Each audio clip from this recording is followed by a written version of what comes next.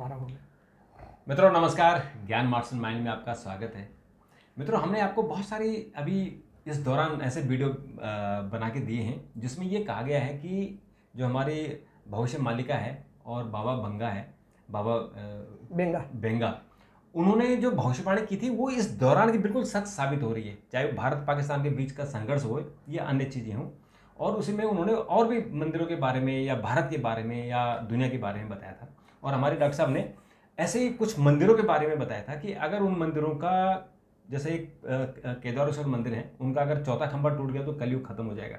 ऐसे ही बद्रीनाथ मंदिर को लेकर बात है कि अगर नरसिंह भगवान का जो जोशीमठ में मंदिर है, उनके अगर एक भुजा टूट गई तो तब भी कलयुग खत्म हो जाएगा। और ऐसे उन्होंने बहुत सारी बातें की है। आज इसी मुद्दे पर वो आगे बताएंगे कि अब क्या कलयुग को लेकर बात है। तो हम स्वागत करेंगे हमारे विशेषज्ञ और हमारे शोधार्थी डॉक्टर प्रदीप मिश्र जी का। डॉक्टर साहब, आपका बहुत स्वागत है। तो जो मैंने अभी जिक्र किया जिन बातों का, वो आपने बहुत अच्छे से बताया है और हमारे दर्शकों ने बहुत प्यार भी दिया है हमको। हमारे वीडियो बहुत अच्छे चले हैं और हम फिर रिक्वेस्ट करते हैं आपसे कि अगर आपने सब्सक्राइब नहीं किया है तो जरूर सब्सक्राइब कर लीजिए। तो डॉक्टर साहब, आप जब किस मंदिर के बारे में चर्चा कर रहे हैं कि जो ये बता सके कि एक तो जो वर्तमान संघर्ष चल रहा है, जो भविष्यवाणियाँ हैं, और दूसरा कि कलयुग को लेकर जो भविष्यवाणी हो रही है कि वो कब खत्म होगा, और हमारे मंदिर उसका हमें इंडिकेट कर रहे हैं। हाँ, देखिए, कलयुग के बारे में, कलयुग कब खत्म होगा इसके बारे में भविष्यवाणियाँ अलग अलग तरीके से, लेकिन भविष्य मालिका में ये बताया गया है कि बद्रीनाथ का धाम को जो आपने बता ही दिया है, अपना जो जगन्नाथपुरी का जो है, पुरी का, हाँ, अब आप जगन्नाथपुरी के बारे में हाँ, तो जगन्नाथपुरी में वहाँ पर क्या क्या संकेत मिलेंगे जिससे कि पता चलेगा कि कलयुग का अंत होने वाला है। और ये इन्होंने, स्वामी अच्युतानंद दास ने काफ़ी पहले, 600 साल पहले ये चीज़ लिख दी थी। उड़ीसा में भगवान जगन्नाथ का धाम है, जो हमारे 4 धामों में एक धाम माना जाता है। और ऐसा माना जाता है कि द्वापर में भगवान जो है द्वारिका में रहे थे और कलयुग में वो जो है पुरी में रहते हैं। अब ये दरअसल डॉक्टर साहब, वो आपने बताया था पिछली बार कि 2 जगह बताया गया, संबल बताया गया। अब वो संबल कौन सा है? ये उत्तर प्रदेश वाला संबल है या उड़ीसा वाला संबल? देखिए, उड़ीसा में भी संबल है, और चूंकि भविष्य मालिका में जो कहा गया है वो उड़ीसा के बारे में बात कही गई। और जो कल्कि पुराण में कहा गया है वो संबल यूपी वाला, उत्तर प्रदेश वाला संबल है। तो ऐसे कई मंदिर हैं, लेकिन आज हम बात करेंगे पुरी के मंदिर, पुरी जगन्नाथ जी के बारे में। और जगन्नाथ जी के बारे में जैसा कि मैंने बताया कि कलयुग में भगवान श्री कृष्ण जो है वो जगन्नाथ के रूप में अपने बड़े भाई बलराम और बहन सुभद्रा के साथ इस पुरी में रहते हैं। हमारे 4 धामों में से एक चौथा, मतलब एक सबसे पवित्र धाम है। और ऐसा माना जाता है कि भगवान विष्णु जब यात्रा पर निकलते हैं तो हिमालय की जो सबसे ऊंची चोटी है बद्रीनाथ, वहाँ जब जाते हैं तो वहाँ पर स्नान करते हैं, और उसके बाद वो पश्चिम की तरफ जब आते हैं गुजरात के द्वारिका में तो वहाँ पे वस्त्र पहनते हैं। और उसके बाद जो ये इनका धाम है पुरी का जगन्नाथ धाम जो है, यहाँ पे भगवान जो है भोजन करते हैं, और इसके बाद जब विश्राम करते हैं तो वो दक्षिण की तरफ चले जाते हैं रामेश्वरम में। तो ये 4 धाम इस भगवान विष्णु से जुड़े हुए हैं। यहाँ पर वो अपना विश्राम करते हैं। बहुत ही चमत्कारी, बहुत ही रहस्यमयी मंदिर है। 4 धाम के 4 मंदिर बहुत रहस्यमयी है, लेकिन ये कुछ विशेष ही रहस्यमयी माना जाता है। अब भविष्य मालिका में इस मंदिर के बारे के माध्यम से ये बताया गया है कि इस मंदिर के द्वारा कई ऐसे संकेत मिलेंगे जिससे कि आपको पता चलेगा कि अब कलयुग खत्म होने वाला है, कलयुग का समाप्ति की ओर होने वाला है। और चूंकि जो संकेत बताए गए भविष्य मालिका में उस तरीके की चीज़ें हो चुकी हैं। देखिए, जगन्नाथ मंदिर के बारे में सबसे पहले तो आप ये समझ लीजिए कि जगन्नाथ मंदिर की विशेषता क्या है। एक तो जगन्नाथ मंदिर की ये विशेषता है, और जो कि बड़ी वैज्ञानिक थी और बहुत रहस्यमयी थी, जिसे आज तक विज्ञान नहीं सुलझा पाया है कई चीज़ें। एक तो क्या है कि इसका ध्वज जो है हवा के विपरीत दिशा में लहराता है। दूसरे जो नील चक्र बना हुआ है वो किस धातु का बना है, कैसा है, वो आज तक कभी खराब नहीं हुआ। तीसरी बात क्या है कि समुद्र की लहरें इस मंदिर के पास जब आती हैं तो शांत हो जाती हैं।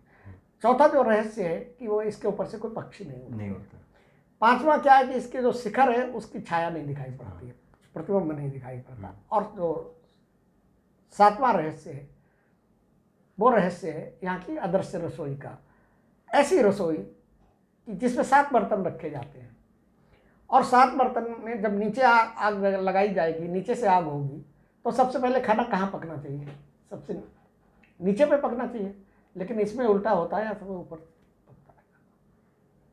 और इससे भी बड़ा रहस्य ये है कि यहाँ भगवान का जो है हृदय धड़कता है। हाँ। और उससे भी बड़ी चीज जो है रहस्य है, वो रहस्य ये है कि यहाँ पर हर 15 साल बाद, 12 साल बाद भगवान का पुनर्जन्म होता है। और वो जो पुनर्जन्म की जिसे नवकलेवर प्रक्रिया कहते हैं, वो बहुत बेहद गोपनीय होती है। वहाँ के कुछ सेवकों को, जो पुराने और सिद्ध सेवक हैं, उनके अलावा रात में वो प्रक्रिया की जाती है। और वो प्रक्रिया क्या होती है कि जो भगवान की मूर्तियाँ होती हैं, पुरानी हो जाती हैं जब 12-15 साल में, तो उन मूर्तियों से विशेष तत्व को, मतलब जिसे आत्मा कहते हैं, उसको निकाल के नई मूर्तियों में स्थापित किया जाता है। ये नवकलेवर प्रक्रिया की जाती है और ये बहुत ही रहस्यमयी चीज़ है। और उसके बाद जो नई मूर्तियाँ होती हैं उनकी प्राण प्रतिष्ठा होती है और पता चलता है कि उनमें जो है फिर वो दिल धड़कने लगता है। ये भी एक चमत्कार ही है। ये चमत्कार है। इसके अलावा जो जगन्नाथपुरी की यात्रा जो होती है, वो यात्रा जो है दुनिया की सबसे बड़ी यात्रा मानी जाती है।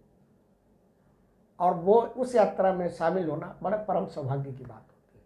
अब देखिए, भविष्य मालिका ने जो इसके रहस्य हैं, जो इसके चमत्कार हैं, उन्हीं चमत्कारों को लेकर भविष्य मालिका में भविष्यवाणियां की गई। और संत अच्युतानंद जी ने बताया कि इसकी एक विशेषता कि इसके ऊपर से पक्षी नहीं उड़ता है। हाँ। उन्होंने 600 साल पहले कहा था कि 600 साल पहले, हाँ, जब इस मंदिर की ध्वजा से इसके मंदिर के ऊपर पक्षी बैठने लगे तो समझो, तो आप मान लीजिए कि कलयुग का अंत होना है। ये घटना अभी हो चुकी है, बहुत हाँ, ये बहुत ही चर्चित घटना थी कि उसके ऊपर से एक गिद्ध उड़ा, हाँ, और झंडा भी लेके चला और गया, समुद्र की तरफ चला गया। समुद्र। और इतना ही नहीं, जब वो समुद्र की तरफ से आ रहा था उड़ता हुआ ध्वज के ऊपर, तो बड़ी तेज की आंधी आई और तूफान आया। हाँ। और जैसे ही वो ध्वज को उठा के लेके गया, हाँ, फिर शांत हो गया। हाँ, उस दिन बहुत तूफान आया था वहाँ बहुत विशेष। और इस बात में अखबारों में खबरें छपी है, टीवी चैनलों में खूब चलाया गया। तो भविष्य मालिका में ये कहा गया था कि उस पर पक्षी, मंदिर पर जब पक्षी बैठने लगे, तो मंदिर पर पक्षी बैठने की प्रक्रिया अभी हाल में हुई। दूसरे उन्होंने कहा था कि गुंबद से पत्थर गिरने लगे, तो गुंबद से पत्थर 2020 में गिरे, बड़े पत्थर गिरे। तीसरी भविष्यवालिका में बात ये की गई है कि जब वो नीलांचल जो चक्र है भगवान का, वो टेढ़ा हो जाए, हाँ, तो वो भी टेढ़ा होना शुरू हो गया है। चौथे क्या है कि भविष्यवालिका में लिखा गया है कि जब जगन्नाथपुरी की 22वीं सीढ़ी पर समुद्र का जल आ जाएगा, तो समझ लीजिए कि आप प्रलय आने की तैयारी है। 5वां उन्होंने लिखा कि ध्वज गिरेगा। और पिछले 4-5 वर्षों में इस मंदिर की एक विशेषता है कि यहाँ प्रतिदिन ध्वज चढ़ाया जाता है और एक विशिष्ट लोगों की पीढ़ी दर पीढ़ी ये काम हो रहा है। और अगर आप जगन्नाथ मंदिर को देखेंगे तो आप ये समझ लीजिए कि वो बहुत ही साहसिक कार्य है।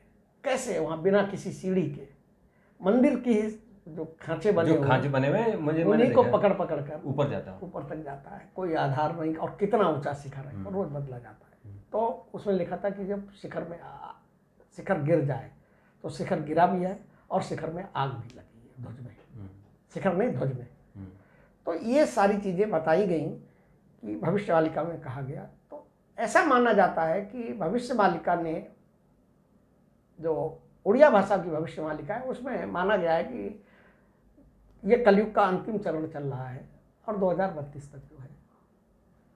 अब ऐसे ही देखिए, ये तो यहाँ के बारे में, जगन्नाथपुरी के बारे में है। ऐसे ही एक अहोबिलम के मंदिर, नरसिंह भगवान के मंदिर के बारे में मैंने बताया था, उसके बारे में भी ये उल्लेख किया गया है, भविष्यवालिका में ही उल्लेख है कि भगवान नरसिंह ने वहाँ पे भगवान विष्णु ने वहाँ नरसिंह रूप में अवतार लिया था, हिरण्यकश्यप का वध किया था प्रहलाद को बचाने के लिए। उसके बारे में कहा गया है। और देखिए उसके बारे में अभी भी बहुत रहस्य हैं कि वहाँ के आसपास के जंगलों में आग लगती है और रात में बड़ी तेज आवाज़ें आती हैं मंदिर परिसर में। जब मंदिर परिसर बंद हो जाता तो ये माना जाता है कि भगवान नरसिंह टहलने निकले हुए हैं। तो जब वो टहलने निकलते तो जो उनकी क्रोधाग्नि है, जो ऊर्जा है, उससे जंगल में आग लग जाती है। उसको लेकर भी एक ये भविष्यवाणिका में संकेत दिया गया है कि जब वहाँ पर सिंह की गर्जना रात में सुनाई पड़े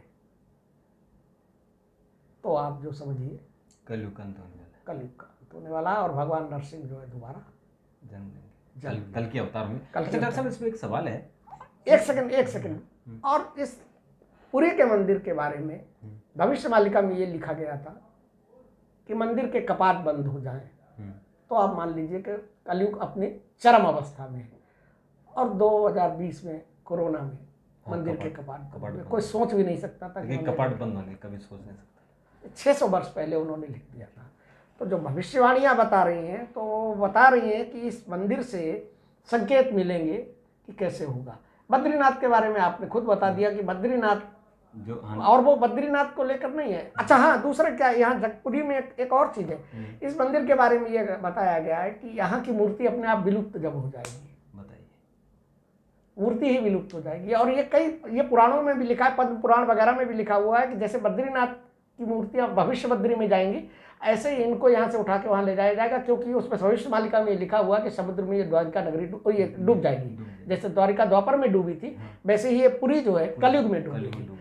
और द्वापर में जब द्वारिका डूबी थी उस समय कलयुग का शुरुआत हुई थी, मतलब है ना। और कलयुग चरम सीमा पे आया था, बल्कि उस समय कलयुग की शुरुआत नहीं हुई थी। उस समय जब द्वारका नगरी डूबी थी द्वापर में, उसके बाद फिर राजा परीक्षित के समय जब हुआ था तो उस समय जो है कलयुग ने प्रवेश किया था। और वो उन्होंने अपना राजधर्म का पालन किया था, उन्होंने उसको प्रवेश दे दिया था। भगवान ने उनको संकेत भी दिया था कि ये कलयुग है, इसको आश्रय मत दो।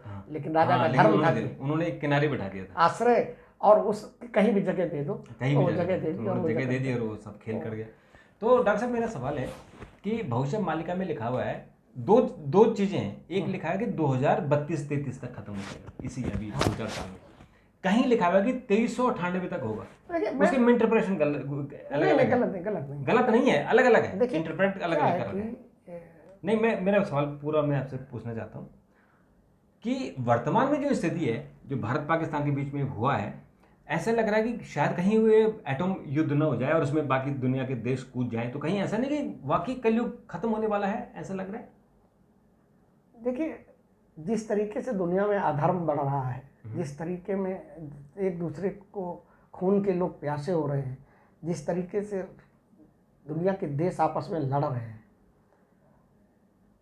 तो कैसे प्रलय होगी। जैसे कि भविष्यवाणिका में ये लिखा हुआ है कि आसमान में 2 सूरज दिखाई पड़ेंगे, और एक सूरज जो है गिरेगा समुद्र में और सुनामी आएगी।